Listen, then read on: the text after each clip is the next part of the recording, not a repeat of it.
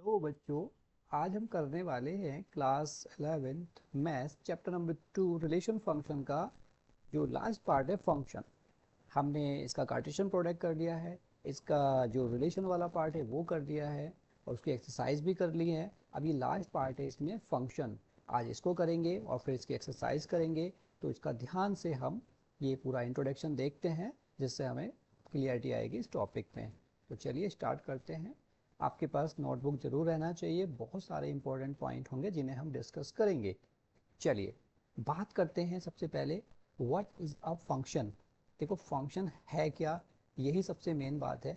हमने जब बच्चों रिलेशन पढ़ा था तब ये पढ़ा था relation is the subset of Cartesian product. जो वो कार्टेशियन प्रोडक्ट थे उनके सबसेट को हमने क्या कहा था, रिलेशन कहा था। तो बेसिकली फंक्शन भी एक रिलेशन है, बट ये एक स्पेशल टाइप का रिलेशन है। तो a function is a relation, या कहें तो एक स्पेशल टाइप ऑफ रिलेशन। इसमें एक कंडीशन है, इसमें कंडीशन ये है relation from A to B, दो सेट के बीच में एक ऐसा रिलेशन को हम फंक्शन कहेंगे such that every element of A, जो पहला सेट है, has exactly one image in B. Notation इसको पढ़ेंगे कैसे, f is a function from A to B, f is a function from A to B, इसको read करेंगे। ठीक है। अब बात तो तुम्हें अधूरी समझ में आई होगी। हमने जब स्टार्ट किया था बच्चों तो कार्टेशियन प्रोडक्ट पे हम बात करेंगे कि कार्टेशियन प्रोडक्ट क्या होता है, वहीं से ये चीज़ें हमें समझ में आएंगी। कार्टेशियन प्रोडक्ट में हम क्या करते थे, एलिमेंट के पेयर बनाते थे। ठीक है, उसके बाद हमने उसमें एक सेटअप ऑफ रिलेशन बनाया। अब फंक्शन की बात कर रहे हैं तो वो ये कह रहा है कि जो फंक्शन है उसमें एवरी एलिमेंट ऑफ सेट ए का एक एलिमेंट का एक ही इमेज बनना चाहिए। मैं डायग्राम बना के तब तुम्हें इसको समझाता हूँ, तुम्हें ज़्यादा क्लियर आएगा समझ में। ठीक है, तो हम क्या करते हैं, दो डायग्राम बना लेते हैं, छोटे छोटे से डायग्राम। एक ये, एक तो हमने ये डायग्राम बनाया। ठीक है, और एक और बना लेते हैं हम, एक और बना लेते हैं इधर। ये हमारे दो छोटे छोटे हो गए डायग्राम। अब बच्चों इसमें हमने एलिमेंट लिखे, सपोज करो ये भी नेचुरल नंबर का सेट है और ये भी नेचुरल नंबर का सेट है। इसका नाम है ए और इसका नाम है बी। बड़े ध्यान से समझना फंक्शन के बारे में।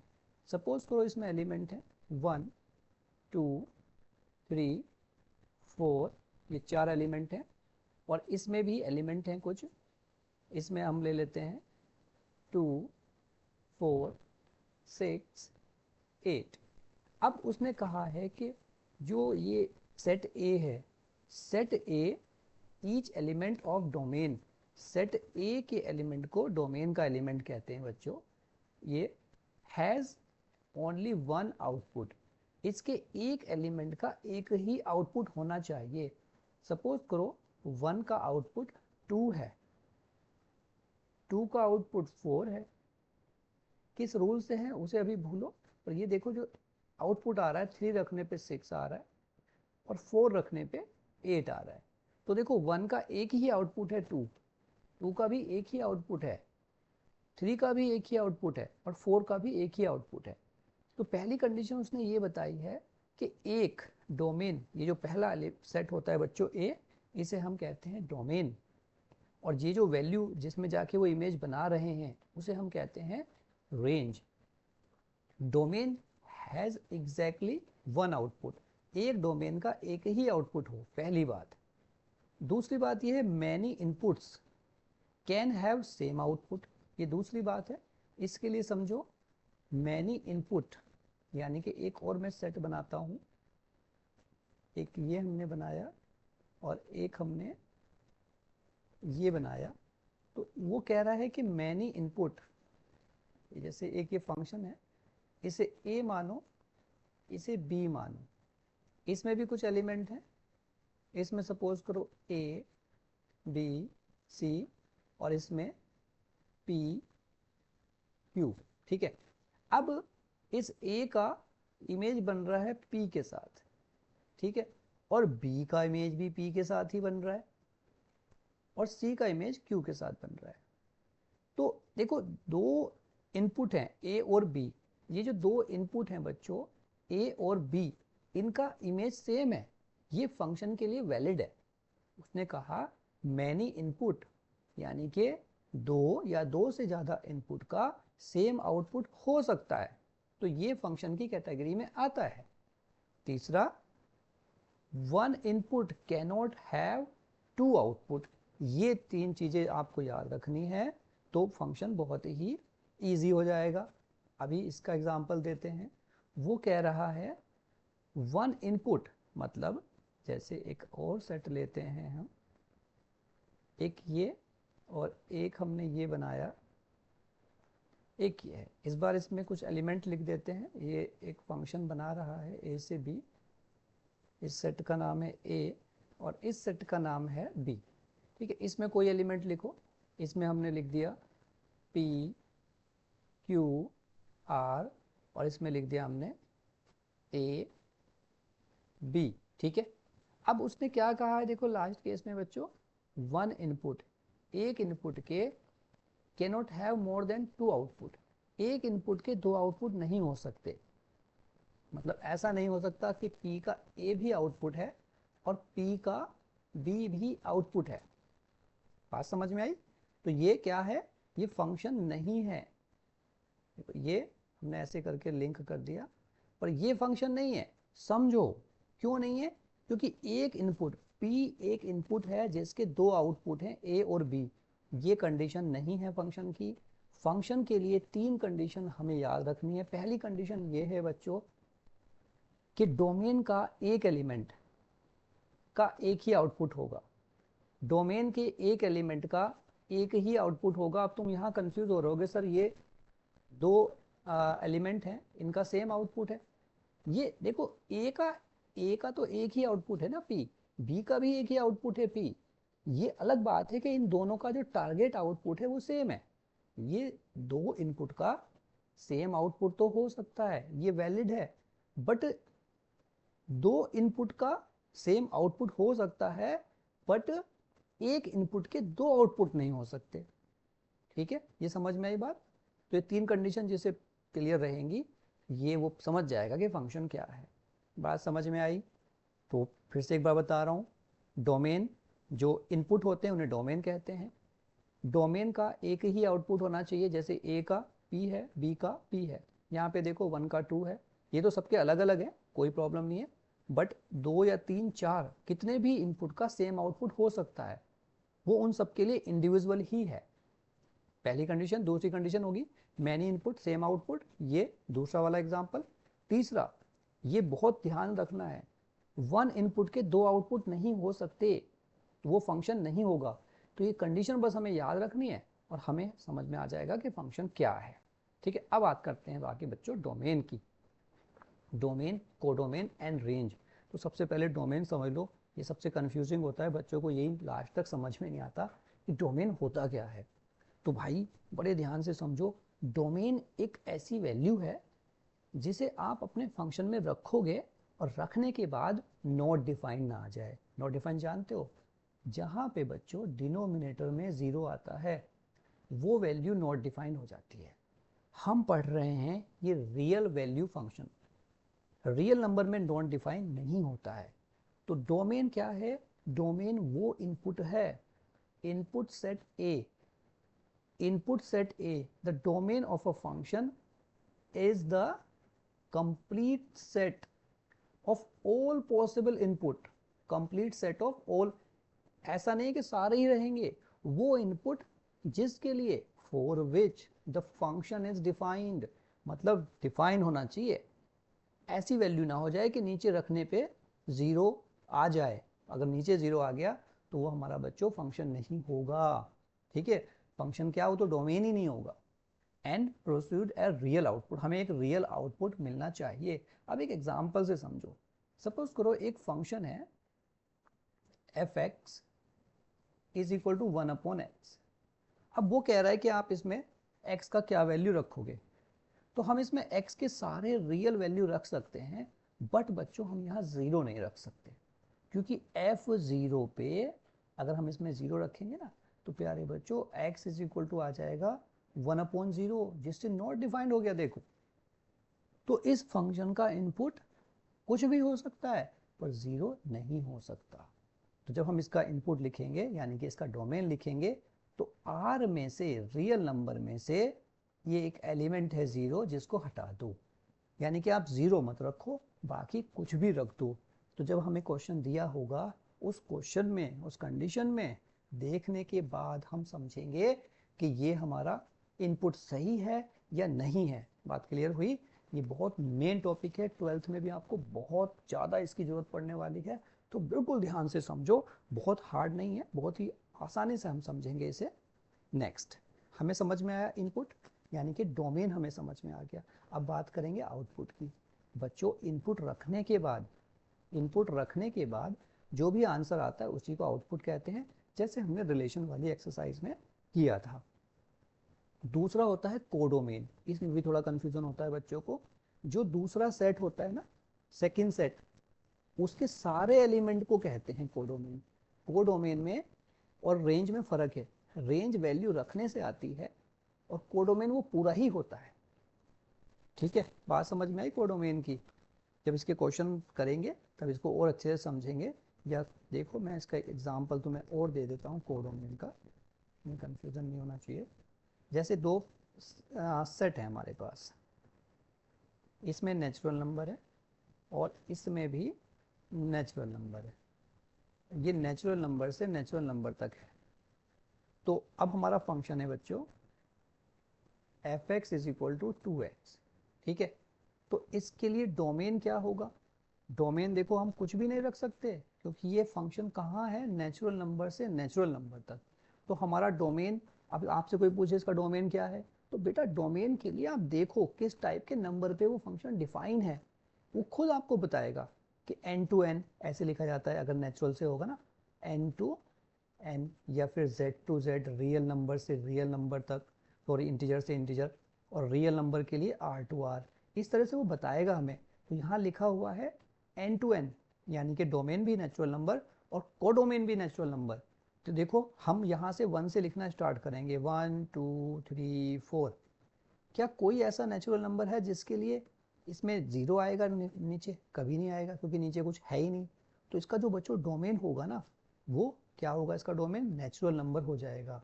तो इसका डोमेन हुआ नेचुरल नंबर। इसकी रेंज क्या होगी? देखो रेंज बच्चों इवन नंबर आएगा, आप x का कोई भी वैल्यू रखो, क्योंकि ये 2 से मल्टीप्लाई हो रहा है, तो इसका जो रेंज आएगा वो आएगा इवन नंबर। ठीक है, बात समझ में आई? इसका रेंज क्या होगा? इवन नंबर हो जाएगा। इसका रेंज हुआ इवन नंबर। ओके, अब बात आती है कोडोमेन की। देखो यहाँ पे 1 2 3 4 5 6। अब जब हम 1 रखेंगे बच्चों तो 1 का आउटपुट आएगा 2, देखो ध्यान से। और जब 2 रखेंगे तो आउटपुट आएगा 4। जब 3 रखेंगे तो आउटपुट आएगा 6। तो ये जो आउटपुट आ रहे हैं 2 4 6, ये तो हो गई रेंज। पर कोडोमेन क्या है? कोडोमेन पूरा का पूरा नेचुरल नंबर है। ठीक है, इसमें ये 1 2 3 सब आएंगे। तो ये बस मैं बताना चाह रहा था आपको, कोडोमेन पूरा सेट होता है, सेकंड पूरा सेट कोडोमेन होता है। ठीक है, अब हम बच्चों टाइप ऑफ फंक्शन के बारे में पढ़ते हैं। ये हर एक चीज़ बहुत इंपॉर्टेंट है। सबसे पहला है हमारा पोलिनोमियल फंक्शन। पोलिनोमियल की डेफिनेशन हमें पता होना चाहिए कि जो पावर ऑफ वेरिएबल है this should be a whole number. अगर power of variable whole number है तो वो पोलिनोमियल फंक्शन है। अब पोलिनोमियल तो लीनियर भी होते हैं, क्वाड्रेटिक भी होते हैं, क्यूबिक भी होते हैं। ठीक है, तो उसी बेसिस पे हम इनको डिफाइन करते चले जाएंगे। तो सबसे पोलिनोमियल फंक्शन हुआ आपका कोई भी पोलिनोमियल जिसमें power of variable should be whole number. Okay, अब पोलिनोमियल के ही पार्ट है जैसे आइडेंटिटी फंक्शन। आइडेंटिटी का क्या मतलब होता है बच्चों? यूनिक। आइडेंटिटी मतलब एक फिक्स वैल्यू। इसकी डेफिनेशन कैसे बनाएंगे? पहला फंक्शन हो गया identity function. Define a function in which every element maps to itself, यानी कि जो भी आप x का वैल्यू रख रहे हो वही आपको y का वैल्यू आ रहा है। देखो 1 रखोगे तो 1 आएगा, 2 रखोगे तो 2 आएगा, 3 रखोगे तो 3 आएगा। तो f(x) is equal to x, इसे कहते हैं फंक्शन की डेफिनेशन बच्चों। ये जो लिखा है ना f x is equal to x, ये फंक्शन की डेफिनेशन है। कोई आपसे पूछेगा फंक्शन की डेफिनेशन क्या है, तो ये, ठीक है, ये डेफिनेशन है फंक्शन की। उसके बाद डोमेन, डोमेन वो वैल्यू है जिसे आप इसमें रख सकते हो। तो एक बात बताओ, आप एक्स का क्या वैल्यू रख सकते हो, कुछ भी रखो, क्योंकि यहाँ कोई नॉट डिफाइन का फंडा नहीं है। जब आप कुछ भी रख सकते हो तो इसका डोमेन होगा बच्चों रियल नंबर, ठीक है। रेंज, जो भी रख रहे हो वही आ रहा है, तो इसका रेंज भी रियल नंबर हुआ। हमें तीन चीज़ें बतानी है एक फंक्शन के बारे में। सबसे पहले फंक्शन की डेफिनेशन, ठीक है, यह फंक्शन का टाइप, जैसे फंक्शन डिफाइन है आर टू आर, ओके। दूसरे नंबर पे फंक्शन की डेफिनेशन, तो यहाँ डेफिनेशन हुई f x is equal to x. तीसरे नंबर पे बच्चों उसका डोमेन, फिर उसका रेंज, और उसके बाद उसका ग्राफ, ये आपको बतानी है। ये तो हमें देख के बताना पड़ता है, पर ये चार चीज़ें, डेफिनेशन, डोमेन, रेंज और ग्राफ, ये चार चीज़ों के बारे में आपको नॉलेज होनी चाहिए। अब अगर इसका ग्राफ देखें बच्चों, तो ये इसका ग्राफ होगा। जैसे आप अगर 0 रखोगे तो 0 आएगा, 1 रखोगे तो 1 आएगा, क्योंकि सेम वैल्यू आ रही है, ठीक है। 2 रखने पे 2 आ रहा है, तो ये एक स्ट्रेट लाइन हो जाएगा इसका ग्राफ। बात क्लियर है? तो ये हो गया हमारा स्ट्रेट लाइन ग्राफ इसका, ओके। सेकंड, कांस्टेंट फंक्शन, यहाँ भी हम तीन चीज़ों का, चार चीज़ों का ध्यान रखेंगे। सबसे पहले फंक्शन की डेफिनेशन, कांस्टेंट क्या होता है, फिक्स वैल्यू, एवरी इनपुट के लिए सेम आउटपुट, मतलब एक फिक्स हो गई वैल्यू।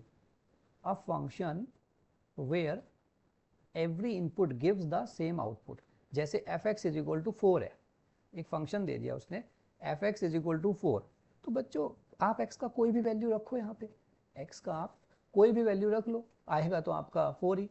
भाई f1 रखो, तो 1 रखने पे क्या आएगा, वो राइट में तो है ही नहीं ना x, this is free from x, तो कुछ आउटपुट आएगा ही नहीं। 2 रखोगे तो भी 4 आएगा। मतलब आप x का कोई भी वैल्यू रख रहे हो बट आउटपुट सेम है, तो ऐसे फंक्शन को हम बच्चों कहते हैं कांस्टेंट फंक्शन, ठीक है। अब इसका अगर हम तीसरे नंबर पे इसका फिर हम देखेंगे डोमेन। डोमेन इसका रियल नंबर होता है, कोई भी आप इसका डोमेन रख सकते हो, मतलब कोई भी रियल वैल्यू रख सकते हो। जरा इसकी रेंज पे ध्यान रखो, इसका रेंज रियल नंबर नहीं होता, इसका रेंज वही फिक्स वैल्यू होती है जो हमें दी हुई होती है, क्योंकि हाँ डोमेन तो कुछ भी रख लोगे पर आंसर तो फिक्स ही आ रहा है, इसीलिए इसका रेंज क्या होता है, फिक्स वैल्यू होती है, कांस्टेंट। और इसका जो ग्राफ होता है बच्चों, इसका ग्राफ, क्योंकि आप x का कोई भी वैल्यू रख सकते हो बट y का वैल्यू तो फिक्स है, तो इसीलिए हॉरिजॉन्टल लाइन। कैसे, समझो, देखो x का आप कुछ भी रखते रहो, 1 2 3 कुछ भी रखते रहो, y तो फिक्स है, 1 के लिए भी 4, 2 के लिए भी 4, 3 के लिए भी 4, तो ये जो लाइन है हमारी, यही x एक्सिस के साथ, चाहे आप नेगेटिव रखो चाहे पॉजिटिव, यही लाइन बढ़ती जाएगी, तो इसका ग्राफ हॉरिजॉन्टल लाइन, ठीक है, या parallel line to x axis भी कह सकते हो आप। आई होप समझ में आ रहा है अच्छे से। तो ये बच्चों हमारा हो गया कांस्टेंट फंक्शन। तीसरे नंबर पे आता है बच्चों रेशनल फंक्शन। आपको सबको पता है रेशनल नंबर क्या होते हैं, पी अपॉन क्यू के फॉर्मेट में। तो डेफिनेशन, ये फंक्शन की डेफिनेशन है P x upon Q x. आपको याद रखना है डिनोमिनेटर जीरो नहीं होना चाहिए, वे पी एक्स और क्यू एक्स क्या है, पोलिनोमियल, लीनियर, क्वाड्रेटिक कुछ भी हो सकते हैं, पर बच्चों डिनोमिनेटर में जीरो नहीं होना चाहिए कोई भी रेशनल नंबर। तो देखो यहाँ पे हमने वही एग्जांपल लिया है, F x is equal to, ये f x is equal to 1 upon x. अब बड़े ध्यान से इस क्वेश्चन के लिए इसका डोमेन और इसका रेंज और इसका ग्राफ समझेंगे। देखो डोमेन बहुत ध्यान से समझो, यहाँ जब फ्रैक्शन होता है ना बच्चों, तो डोमेन कुछ भी नहीं हो सकता, वहाँ डोमेन को बड़े ध्यान से हमें चेक करना होता है। तो नीचे क्या है आपका, x है, तो भाई सीधी सी बात समझ लो, अगर आपने नीचे 0 रखा तो f0 रखते ही ये आएगा 1 अपॉन 0, जो कि हो जाएगा नॉट डिफाइंड, और नॉट डिफाइंड का मतलब ये फिर रियल नहीं बचेगा। तो बच्चों हम क्या करेंगे, इसका डोमेन में रियल नंबर नहीं रख सकते, इसके डोमेन में हम रियल नंबर नहीं रख सकते। तो इसका डोमेन क्या होगा, इसका डोमेन होगा रियल नंबर में से एज अ एलिमेंट इसको हटा दो। डोमेन क्या हुआ, रियल नंबर में से जीरो को हटा दो, बाकी कुछ भी रख लो, बाकी कुछ रखने पे जीरो नहीं आएगा डिनोमिनेटर, पर जीरो रखने पे आएगा, ठीक है। तो जब हम जीरो रखेंगे ही नहीं तो इसका आंसर जीरो भी नहीं आएगा, इसीलिए इसका रेंज भी बच्चों r माइनस जीरो ही होगा। अब इसका ग्राफ बहुत मजेदार है, ध्यान से देखो। जीरो तो हम रख ही नहीं रहे। अब बच्चों जैसे जैसे आप x का वैल्यू इंक्रीज करोगे, देखो जीरो नहीं रख सकते हम, वन रखो तो वन आएगा। देखो ये यहाँ से स्टार्ट हुआ, आपने वन रखा तो वन पे वन आया। उसके बाद जैसे जैसे बच्चों डिनोमिनेटर बढ़ेगा, बहुत ध्यान से देखो, ऊपर तो फिक्स है ना, जैसे जैसे आप x का वैल्यू इंक्रीज करोगे y डिक्रीज होगा, क्योंकि देखो 1/2 करो तो और कम आएगा, क्योंकि डिनोमिनेटर बढ़ रहा है। 1/4 और कम आएगा, 1/7 और कम आएगा, 1/100 और कम आएगा। समझ में आ रही है? तो जैसे जैसे x इंक्रीज होगा, ये जो ग्राफ है ये टूवर्ड्स टू डिक्रीज होगा, बट ये कभी भी ना टच नहीं करेगा एक्सिस को, क्योंकि टच करने का मतलब है जीरो हो गया वैल्यू, और जीरो तो हो नहीं सकता। तो इसीलिए इसका ग्राफ ये एक्स एक्सिस के साथ जाएगा। उसके बाद ये ऊपर क्यों जा रहा है? ऊपर इसलिए जा रहा है जैसे जैसे x का वैल्यू कम होगा, x का वैल्यू हम जीरो नहीं रख सकते पर कम कर सकते हैं। कम कैसे कर सकते हैं? वन से छोटा। तो देखो जैसे वन अपॉन आप 0.1 रख लो, तो 0.1 रखने से क्या आएगा? देखो डेसिमल हटाओ, ऊपर जीरो हो गया, यानी कि 10 आ गया। फिर 1/0.01 कर लो, तो आंसर कितना आया? 100। यानी कि डिनोमिनेटर जितना छोटा होएगा न्यूमरेटर उतना बड़ा होएगा। तो यहाँ भी वो जीरो पे टच नहीं करेगा, क्योंकि डिनोमिनेटर में जीरो है ही नहीं है और कोई वैल्यू उसको जीरो बनाएगी नहीं। तो ये बच्चों इसका ग्राफ होता है।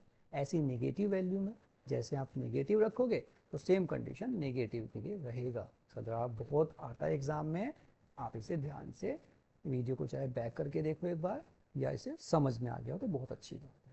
तो ये इसका ग्राफ हुआ। तो इसका डोमेन, इसका रेंज और इसका ग्राफ हमने पढ़ा।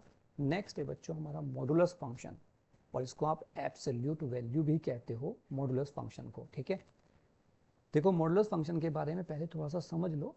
इसकी डेफिनेशन होती है, मॉडुलस फंक्शन करता क्या है?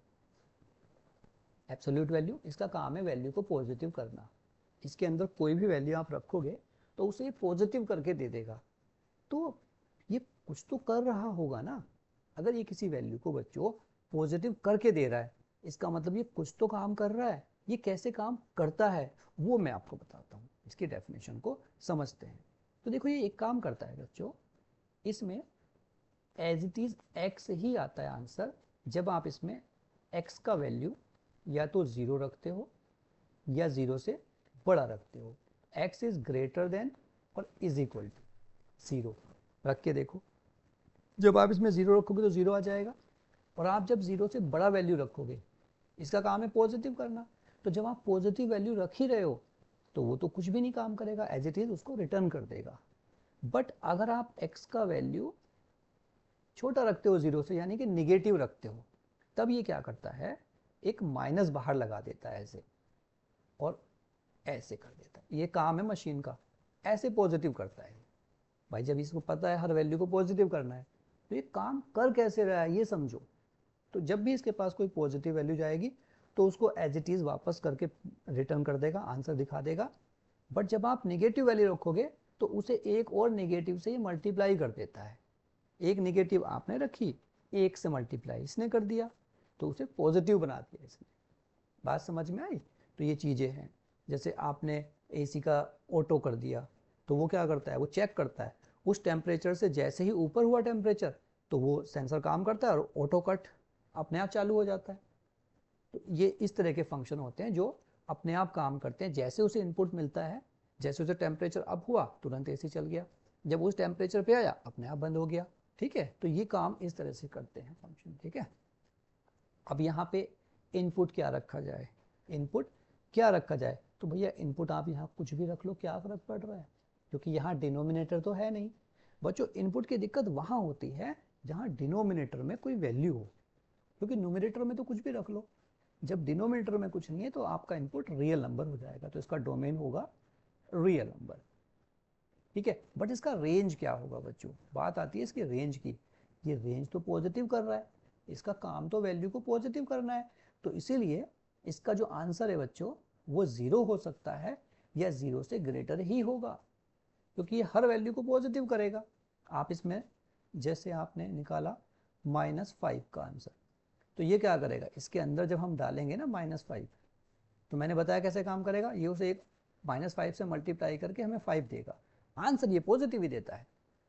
तो ये पॉजिटिव वैल्यू दे रहा है, तो इसका रियल जो इसका रेंज है वो तो पॉजिटिव ही होगा। 0 पे 0 आ जाएगा, जब आप 0 रखोगे तो 0 पे तो 0 ही आ जाएगा, इसीलिए इसका रेंज हुआ बच्चों पॉजिटिव या फिर 0। ठीक है, और इसका ग्राफ वी शेप का होता है, ये बड़े ध्यान से देखना, क्योंकि आप देखो कुछ भी रखो वैल्यू तो पॉजिटिव आ रही है। 1 रखोगे तो 1 आएगा, 2 रखोगे 2 आएगा, 3 रखोगे 3 आएगा।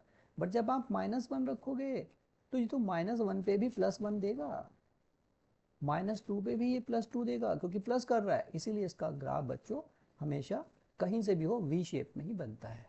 I hope it is clear. तो ये हो गया हमारा मॉडुलस फंक्शन। ठीक है, नेक्स्ट आ रहा है सिग्नम फंक्शन। ठीक है, सिग्नम फंक्शन के बारे में बच्चों इसकी डेफिनेशन समझो, यहाँ इसकी डेफिनेशन नहीं दी है। f(x) is equal to modulus x upon x होती है इसकी डेफिनेशन। ठीक है, मॉडुलस के बारे में मैंने अभी आपको बताया, मॉडुलस के बारे में मैंने अभी आपको बताया। इसके हिसाब से अगर मैं इसे ओपन करूं, जरा देखो ध्यान से, मॉडुलस की डेफिनेशन x, नीचे तो नॉर्मल x है, ये कब होता है पॉजिटिव x, जब x का वैल्यू हम रख रहे हैं, पहले क्या रख रहे हैं, ग्रेटर देन 0 रख रहे हैं। चलो, x का वैल्यू ग्रेटर देन 0 पे ये पॉजिटिव x रहेगा। ठीक है, और ये क्या रहेगा आपका, 0 पे 0 रहता है, जब आप x का वैल्यू 0 रखोगे तो ये 0 रहेगा। पर जब आप x का वैल्यू निगेटिव रखोगे, जब आप x का वैल्यू निगेटिव रखोगे तो ये क्या करेगा, एक माइनस का साइन लगाएगा, तो ये माइनस का x, और नीचे तो x ही है। अब जरा ध्यान से देखो क्या डेफिनेशन बनी, ये कट के 1 आएगा, तो ये इसीलिए 1 आया यहाँ पे, ध्यान दो आप, ये 1 आया। जब भी आप x का ग्रेटर वैल्यू रखोगे तो इसका आंसर 1 आएगा, 0 रखोगे तो 0 आएगा, और अगर छोटी वैल्यू रखोगे बच्चों तो ये क्या करता है, निगेटिव करता है, बाहर एक निगेटिव से मल्टीप्लाई करेगा, और नीचे भी तो निगेटिव है। ठीक है, तो ये आपका निगेटिव वैल्यू देगा। बात समझ में आ रही है, तो निगेटिव वैल्यू के लिए ये निगेटिव वैल्यू देगा, जिससे वो निगेटिव हो जाएगा। देखो मॉडुलस तो पॉजिटिव करेगा ऊपर वाला, बट वो जो निगेटिव वाला नीचे का साइन है, क्योंकि x निगेटिव हो रहा है ना, तो नीचे भी तो निगेटिव होगा, जिसकी वजह से ये निगेटिव हो जाएगा। तो इसका डोमेन तो बच्चों कुछ भी हो सकता है, आप रियल नंबर रख सकते हो, बट इसका जो रेंज है वो यही 3 वैल्यू होती है हमेशा, -1, 0 और 1। क्योंकि आप देखो क्या रख सकते हो, आप अगर 0 रखोगे तो इसका आंसर 0 आ जाएगा, 0 से बड़ी कुछ भी वैल्यू रखो, 0 से बड़ी कोई भी वैल्यू रखो तो इसका आंसर 1 आएगा। क्यों आ रहा है 1, देखो जरा, इसकी डेफिनेशन है ना, मॉडुलस अपॉन एक्स। अगर आपने रखा 50 तो मॉडुलस में आया 50, तो नीचे भी तो x है ना, 50/50 कट जाएगा, 1 आ गया। इसीलिए यहाँ बड़े ध्यान से डेफिनेशन को क्लियर किया गया है। ठीक है, तो इसके 3 ही आउटपुट होते हैं बच्चों, इसका जो रेंज है वो एकदम क्लियर है, -1, 0 और 1। ठीक है, I hope it is clear. अब इसके ग्राफ को अगर हम देखें तो ग्राफ भी बहुत सिंपल ऐसे ही बनेगा, 0 रखने पे 0 आ रहा है, 0 रखने पे, ये देखो 0 रखने पे 0 आ रहा है, 0 के बाद आप कोई भी पॉजिटिव वैल्यू रखो, देखो डार्क करना है 0 के लिए, जब आंसर है ना डार्क कर दो, 0 के बाद आप कोई भी वैल्यू रखो तो आपका आंसर बच्चों 1 ही आएगा। तो इसीलिए ये 1 पे डार्क किया गया है। ये लाइन बता रही है कि सिर्फ 1 है और कुछ भी नहीं है, ये लाइन यही बता रही है कि ये 1 ही है, कितना भी रखो x का वैल्यू, हाइट 1 ही है। ऐसे ही निगेटिव, आप x का वैल्यू कितना भी निगेटिव रखो, ये आपका -1 ही रहेगा। ठीक है, ये लाइन बता रही है कि उसमें चेंज नहीं हुआ है। ओके, तो ये इसका ग्राफ हो गया। इस किसका ग्राफ है, ये आपका सिग्नम फंक्शन कहते हैं, तो सिग्नम। एक और है बच्चों ग्रेटेस्ट इंटीजर फंक्शन, ये भी बहुत इंपॉर्टेंट फंक्शन है, ध्यान से समझना इसको। ग्रेटेस्ट इंटीजर फंक्शन, इसका नाम है greatest integer function, greatest integer function. इसका एक नाम और है बच्चों फ्लोर फंक्शन, फ्लोर मतलब नीचे की वैल्यू देना। इसका काम ये है, इसका काम ये है बच्चों, इसके ब्रैकेट ज़रा ध्यान से देख लो, ये वैसे लिखा हुआ भी आता है, इसको x को करके ना इसको ऐसे कर देते हैं, ठीक है, जैसे कैपिटल ब्रैकेट में भी लिख देते हैं, इसको ऐसे भी लिख दिया जाता है, ठीक है, तो इसमें कंफ्यूज मत होना। और वो बता भी देते हैं कि ये फंक्शन ग्रेटेस्ट इंटीजर फंक्शन है, ठीक है, तो ये कंफ्यूज नहीं होना, वो बताएंगे आपको। अब इसका काम देखो ये करता क्या है, इसकी डेफिनेशन हुई है, इसका काम है, इसके अंदर इसका नाम क्या है, इंटीजर। देखो इंटीजर पे काम करता है, ये हमेशा इंटीजर वैल्यू रिटर्न करता है, चाहे पॉजिटिव चाहे नेगेटिव, हमेशा इंटीजर वैल्यू मिलेगी। देखो कैसे काम करेगा, इसमें आप कुछ भी रखो, जैसे हमने 1 रखा, तो जब इसमें बच्चों आप 1 रखोगे ना, 1 इंटीजर है तो ये 1 ही रिटर्न करेगा। जब आप इसमें 1.5 रखोगे, 1.5 रखेंगे ना, तो इसके अंदर जब हम 1.5 रखेंगे तो ये क्या करता है, इस रेंज में, इस रेंज में जो सबसे ग्रेटेस्ट वैल्यू है, इससे बड़ी नहीं, इस रेंज में जो सबसे ग्रेटेस्ट है उसे रिटर्न करेगा, यानी कि 1।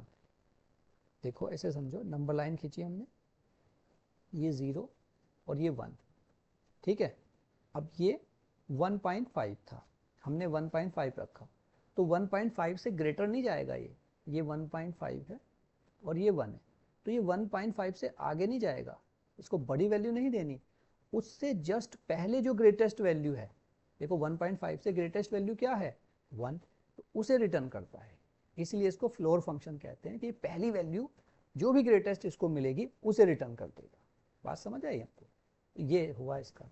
अब और देखो ये एग्जांपल यहाँ पे, जैसे हमने इसमें 2.7 रखा, 2.7 रखा तो इससे पहले क्या मिलेगी, इसको 2 मिलेगा, ग्रेटेस्ट 2 रिटर्न करेगा, 5 रखेंगे तो 5 मिलेगा।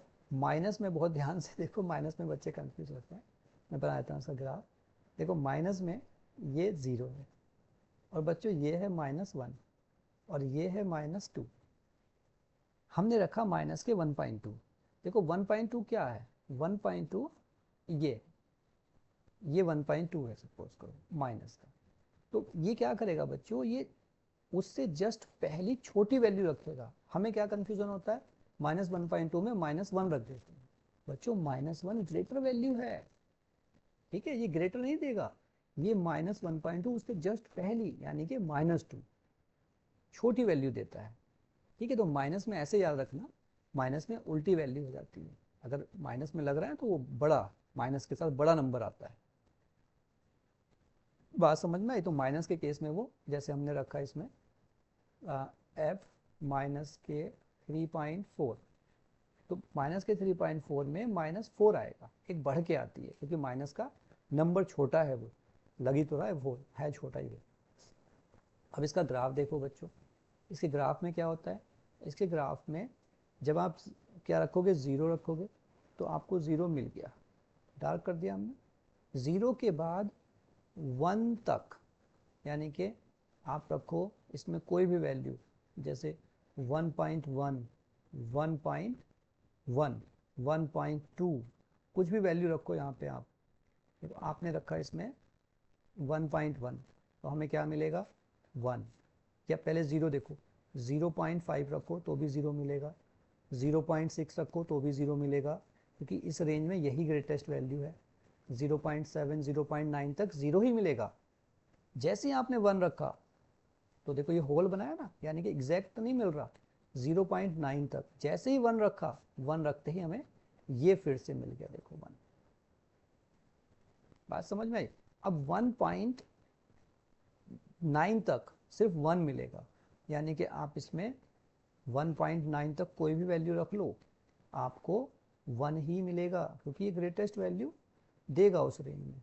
आपने 1.2 रखा तो भी आपको 1 मिल रहा है, देखो 1.2 रखा तो भी 1, 1.2, 1.9, 1.9 तक 1 ही मिलेगा। जैसे ही आपने कंप्लीट 2 रखा, तो 2 रखने पे फिर 1 नहीं मिलेगा, देखो 1 का जो वैल्यू है लास्ट वाला वो होल है, 2 रखते ही 2 मिल गया, ठीक है, एग्जैक्ट वैल्यू पे ये होल बनेगा, अदरवाइज मतलब डार्क होएगा, अदरवाइज ये होल बनेगा। ऐसे ही नेगेटिव में चलता है, नेगेटिव में उल्टा चलता है, अगर आपने क्या रखा है इसमें, नेगेटिव वैल्यू रखो, 0.5 नेगेटिव का 0.5 रखोगे तो -1 मिलेगा, क्योंकि उससे छोटा है वो। फिर 0.5 नेगेटिव का, इससे छोटा क्या है, -1 मिलेगा। तो 0.9 तक आपको -1 मिलेगा, ठीक है। और फिर ये इस तरीके से आगे बढ़ता चला जाएगा। तो ये था बच्चों इंटीजर का वैल्यू। ग्रेटेस्ट इंटीजर बहुत इंपॉर्टेंट फंक्शन है, तो ये हमें बड़े अच्छे से ध्यान रखना चाहिए। एक की पॉइंट है नेगेटिव के लिए, आपको ये पता होना चाहिए, नेगेटिव नंबर के लिए हमें क्या करना है, नेक्स्ट स्मॉलर नंबर लेना है, यानी कि लेफ्ट साइड में जो नंबर है इंटीजर नेगेटिव का, उसको लेना है नेगेटिव केस में। अब इसका बच्चों एक ये बहुत इंपॉर्टेंट टेस्ट है, वर्टिकल लाइन टेस्ट। ये बता देता है कि कोई फंक्शन है भी या नहीं। आप कोई ग्राफ देखो, जैसे हमने ग्राफ बनाया, इस शेप को पैराबोला कहते हैं। उस ग्राफ में एक ऐसे लाइन खींचो, वर्टिकल लाइन। अगर उस लाइन ने उस ग्राफ को दो जगह कट कर दिया तो वो फंक्शन नहीं है। वर्टिकल लाइन ने क्या किया, अगर उस ग्राफ को दो जगह कट कर दिया, देखो ये दो जगह कर दिया। जैसे हम अगर सर्कल की बात करें, ये एक सर्कल है, तो किसी ना किसी तो कंडीशन में बना होगा ये। अब हमने इसमें वर्टिकल लाइन खींची तो देखो दो जगह कट हुआ ना ये, तो ये फंक्शन नहीं है। ऐसा कैसे भाई, दो जगह कट करने से कैसे प्रूफ हो रहा है कि फंक्शन नहीं है? समझो, मैंने आपको बताया था x के दो इनपुट हैं, क्या, 2। देखो 2 रखने पे हमने x का वैल्यू चला 2 रखने पे एक तो ये वैल्यू आया +2, एक आया -2। तो देखो जरा थोड़ा सा ध्यान से देखो, हमारा इनपुट क्या है, 2, और आउटपुट कितने आ रहे हैं, आउटपुट आ रहे हैं एक तो 2, एक -2, यानी कि एक इनपुट के दो आउटपुट। ये फंक्शन नहीं होता। इसीलिए वर्टिकल लाइन टेस्ट हमें बताती है कि फंक्शन है या नहीं। बात समझ में आई? If vertical line cut graph at more 1 point, अगर एक से ज़्यादा पॉइंट पे कट कर रही है बच्चों, फिर वो फंक्शन नहीं है। आप बस उसे रिजेक्ट कर दो कि ये फंक्शन नहीं है। तो ये बहुत इंपॉर्टेंट टॉपिक था, इसलिए मैंने आपसे डिटेल में इसके बारे में समझाया। अब थोड़ा सा और पॉइंट है, बस जल्दी से इसको भी ख़त्म करते हैं, फिर इसका वीडियो हम जो एक्सरसाइज है वो नेक्स्ट में करेंगे। Algebra of real function. Algebra मतलब बच्चों अगर आपको दो फंक्शन को ऐड करना है, एडिशन, जैसे f + g, x बाहर है तो इनको सेपरेट करेंगे, fx + gx, ये होता है अलजेब्रा ऑफ फंक्शन। हम उनको अलग अलग करके ऐड करते हैं। ऐसे ही माइनस में अगर आपके दो फंक्शन हैं तो आप सेपरेटली उनको माइनस करिए। मल्टीप्लाई में भी आप दोनों फंक्शन को इस तरह से अलग अलग करके सॉल्व करते हैं। जब ये एक्सरसाइज में आएंगे तब हम इसे करेंगे। डिवीज़न में भी सेपरेट रखेंगे, बट ध्यान रखें डिनोमिनेटर में 0 नहीं होना चाहिए। एक लास्ट और टॉपिक है कंपोजिशन। कंपोजिशन का मतलब है चीज़ों को सेपरेट करना, ब्रेक करना। जैसे ये f ऑफ gx, तो इसे हम f ऑफ gx कहते हैं। इसकी जब बच्चों एक्सरसाइज में आएंगे तब इसको वहाँ पे मैं अच्छे से समझाऊंगा। अभी वीडियो काफ़ी बड़ी हो रही है। आई होप आपको ये समझ में आया होगा। यही था हमारा इस टॉपिक का इंट्रोडक्शन। अब हम इसकी एक्सरसाइज करेंगे नेक्स्ट क्लास में, नेक्स्ट वीडियो में। तो आपको ये अगर समझ में आया है अच्छे से तो आप मुझे कमेंट करके बताना, और मिलते हैं आपसे नेक्स्ट एक्सरसाइज 2.2 में। टेक केयर और अच्छे से पढ़ते रहिए, अपने नोट्स ज़रूर बनाते रहिए।